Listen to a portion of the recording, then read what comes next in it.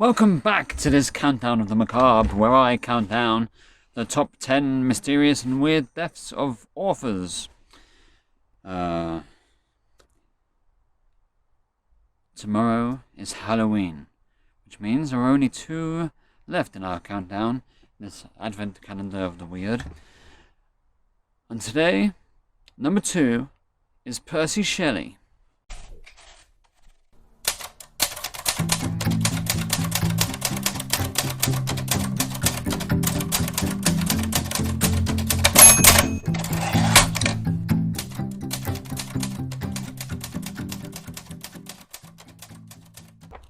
Percy Shelley was a romantic poet with radical political and social views. He was a vegetarian and an atheist.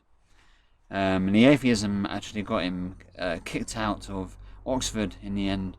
I think he wrote an essay called The Necessity of Atheism.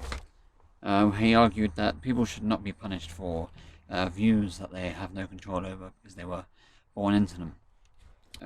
Atheism was frowned upon back in the 1800s. Now, I'm sure you all know who Percy Shelley is. He was married to Mary Shelley, the author of Frankenstein, which some believe Percy Shelley authored quite a lot of that book. But it's more likely that was more sign of the times. There was a lot of sexism, I suppose. The validity of a lot of works written by females was questioned. Because a woman writing a book? It's absurd! Was the general idea back then. So a little bit about Shelley before we get into his weird death. Actually, his death was relatively normal. It's what happened after his death that's weird. He was a prankster at Eton, at school, and we're not talking about whoopee cushions on the seat. One of his pranks was blowing up a tree with TNT. It's my kind of guy.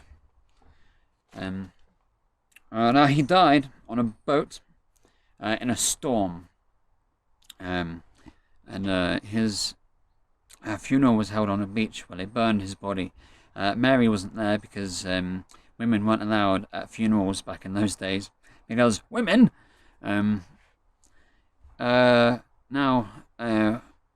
It was said that his heart was so calcified that it wouldn't burn. And his friend, the writer, Edward Trelawney, is said to have reached into the ashes and taken his heart from the pyre. And he gave the heart to Mary Shelley, and she said to have kept it her whole life. Just Percy Shelley's heart. The heart that refused to burn.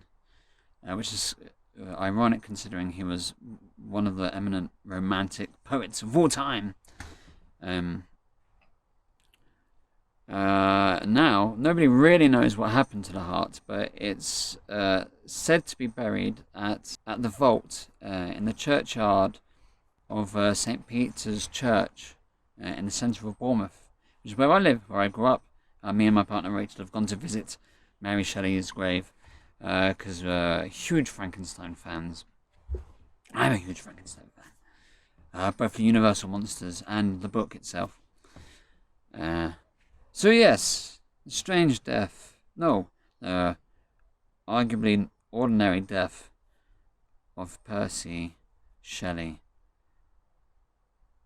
and his stolen heart. Thank you for joining me for this part of the Macabre countdown. Tomorrow it is Halloween. There is but one left. Who would it be? Who would it be? Join me tomorrow to find out. Until then.